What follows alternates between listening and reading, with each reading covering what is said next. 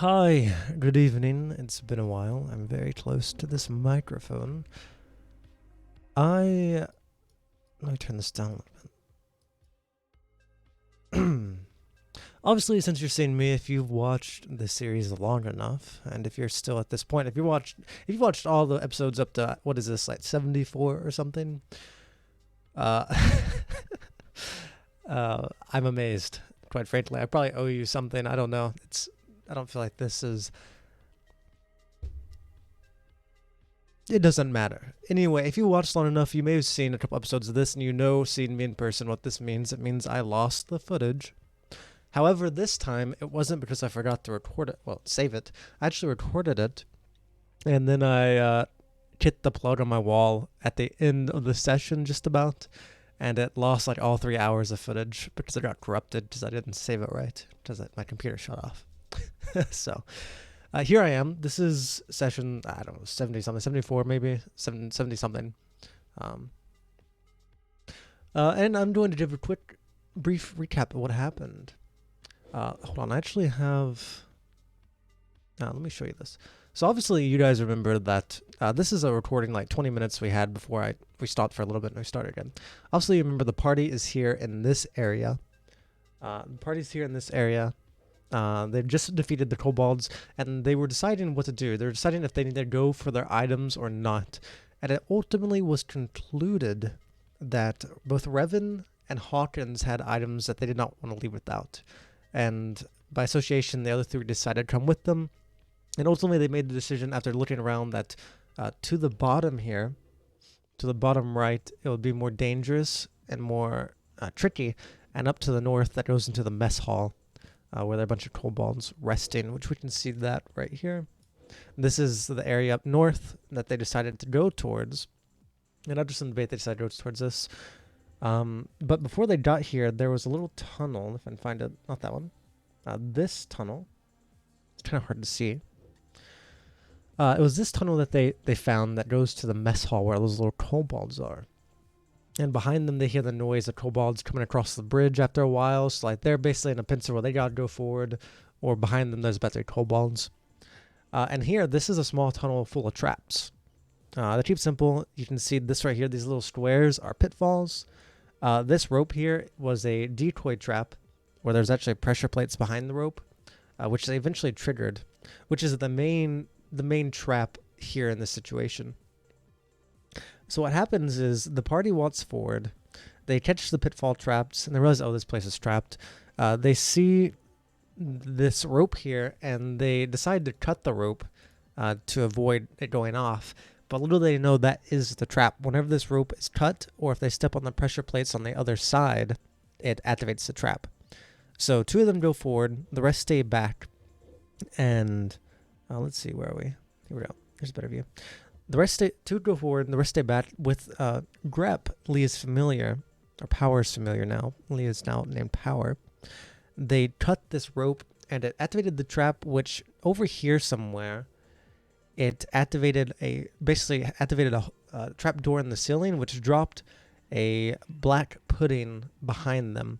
The theory being that they all would have been up here, the black pudding falls behind them, so they all have to run forward while this black pudding is chasing them and fall into all these traps. Which would have worked, but they're pretty high level. Some of them weren't there, so for the most part, what happened, the party stepped forward, the black pudding fell on top of all of them, just about. But to keep it simple, they got hurt, but they didn't really fight it. They actually retreated. They retreated far enough away where they distracted the black pudding, where the black pudding forgot about them and actually went forward and went into the mess hall. So they eventually engaged a party of scouts behind them, killed them, got their souls, until eventually they made their way through the traps. So a pitfall, there was one other trap, which was like a falling bag, which they avoided for the most part. Power got hit by it, I think, but they mostly avoided it. Eventually they got into this room where there was a black pudding at the time fighting all these kobolds. So they run in, black pudding's up here, they start slaying all these kobolds, and their goal is to get 10 souls into Revan's key of adrift pathways that he can use to open a door and teleport wherever he wants. So there's an intense battle here where a lot of them die.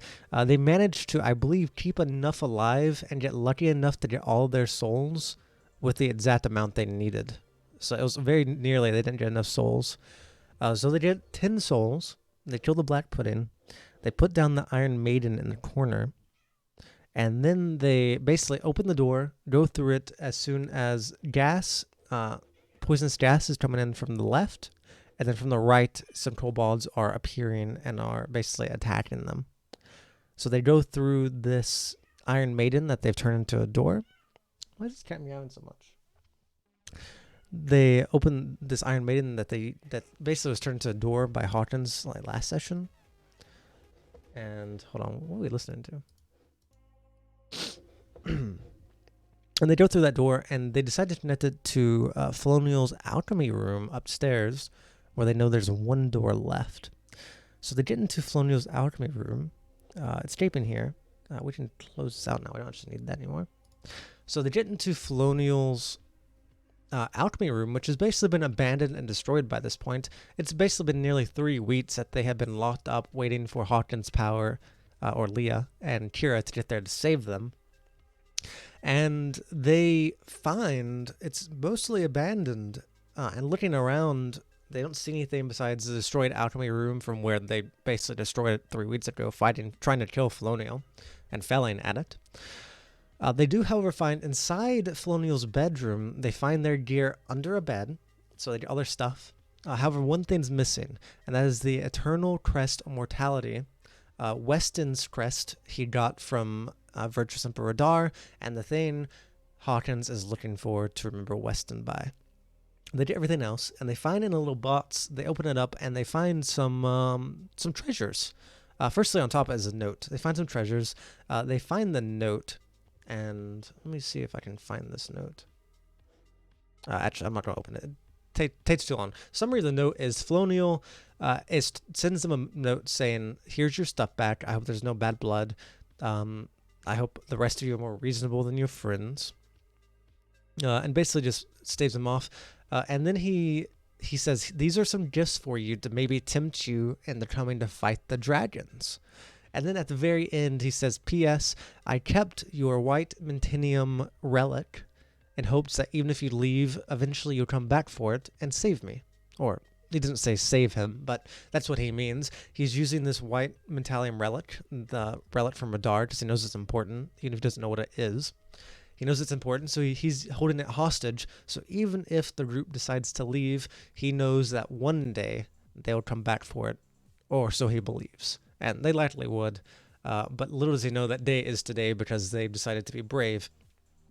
They get, so the other items they get a couple pills, which recover their exhaustion and I think 25% of their hit points and any conditions they have, so strengthens them a little bit. They get a arrow of dragon slaying, so arrow of slaying, but it's directly related to dragons, so I think it's a +2 against dragons and also has advantage, I think, something of the sort. They also get a life infusion stone, which is this little colorful orangish, I think this one is like orangish or maybe green and it's really cold. The stone that if you put on a weapon or a piece of armor, it basically puts a soul into it and turns into like a growing, living, sentient weapon to some extent. Ultimately, my original goal was that was going to be given to Hawkins and put on Stavros's Warhammer. However, it was decided to give that to Revan, and Revan puts on Warp's blade. This Warp died the other day, a few sessions ago, due to Felonial. Actually, I think who killed him? I think it was. Oh, actually, no, Revan and them killed him for his soul, or tried to. But his blade, Warp's blade, is this like chain whip of sorts, like a sword that can extend outwards into a chain. He puts on that weapon, turn it into his own. He names the weapon Nothing, and the weapon animates into this really cool, sick black blade for Revan to use. I think the last thing they got was a journal, the book Felonial used called Edozas Guide to Soul Power, or something like that. An ancient tome that he had stolen from the treasury of the High Elves. And And he did that to Revan to learn about soul magic as a peace offering. After some deliberation, it was determined that they were going to go fight these dragons. Personally, I'm like, this is an awful idea. I gave them plenty of outs, but they decided to go for it. Of course, I was tempting them. Later on, Swills, who plays Hawkins, told me it felt like you were wanting us to go fight the dragons. So I did what you wanted me to do. And I'm like, Swills, I don't want you. I want you to play how you want to play. I'm going to tempt you though to make mistakes because that's fun for me. I'm going to tempt you to get into situations that you shouldn't handle. And he's like, no, well, that's how I play. If it feels like you want me to do something, I'm going to do it. And I'm like, okay, that's fine, but just know ultimately I want everyone to have fun, but also I'm playing devil's advocate. I'm the bad guys too. Flonial, all of this is a temptation for you to come basically fight so he has a chance to escape. It's not a good fight for you. Felonial is just trying to basically trying to save his own skin. He's trying to use you, and he's trying to tempt you.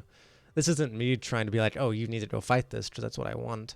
Actually, I personally believed it was a death sentence. I believed it was a death sentence, which may or may not be true. You'll find out in the coming sessions. Anyway. They eventually buy into it, and they say they'll go. And what happens is a pin on the table suddenly animates, and it writes in the air, "Hello, my name is Nep." I don't know if they understood that Nep is just pin backwards. They may have, but they didn't comment on it. But it says, "My name is Nep." This pin that animates.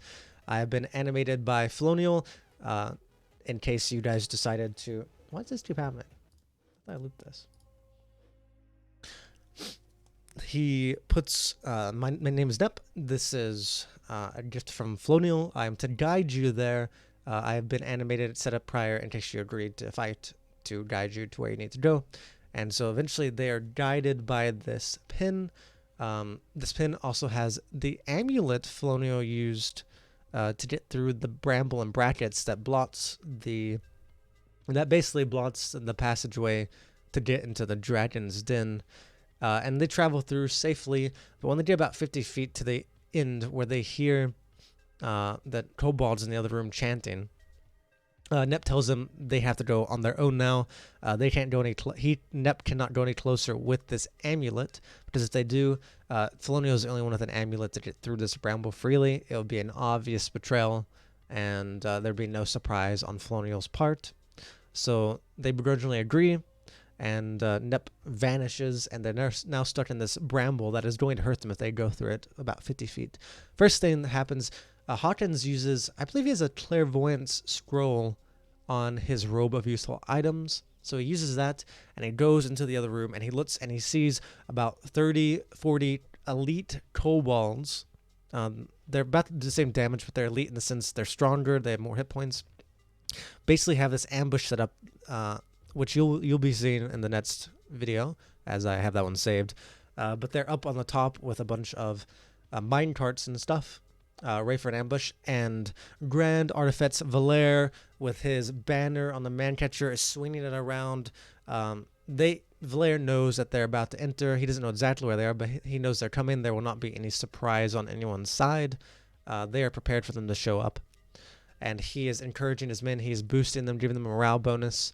And during this time, as he boosts them, it gives them temporary HP, and they get ready, and the party, not wanting to waste more time, pushes through the bramble, some of them being hurt quite a lot by the bramble, exiting to the other side. And as soon as they exit through the bramble, the kobolds are ready, and they start throwing pilums at them, and the fight breaks out.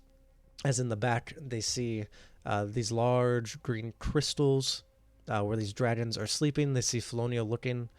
And I'm not sure if it happens in this session or the next, but I'll go ahead and comment on it, as it's not that much of a spoiler if it doesn't happen here. But as they enter and start fighting, I get Kira. I think I asked someone to roll. I think Mo5 decides to roll. I say roll a 1d4 -1. This is to see how many turns it takes for the dragons to bust out. And Mo5 rolled very unlucky. I believe they rolled a 1, which plus a -1 equals 0. So on the first turn, at the end of the first round, the dragons hatch from this giant egg of a crystal and join the fray in this fight. Now, let me just say, things quickly start going south. There's just so many kobolds for so many hit points. But that's what you see. It's a very dangerous fight, a very long fight too. I'm glad it's over, by the point I'm recording this, be it win or loss. I'm glad we're through it, because it was rough. It was rough. And not to mention, during this entire Dragon Lair thing, we've had a lot of breaks in between, which have slowed things down a lot, which have made things more difficult. It's basically turned something that should take a few weeks into something that's been a couple months with our breaks. So we're all definitely glad it's over. However, this is fun, and this fight is a very serious fight that is going to determine a lot for the future. I believe that's everything. I suppose I shall see you next time. Goodbye.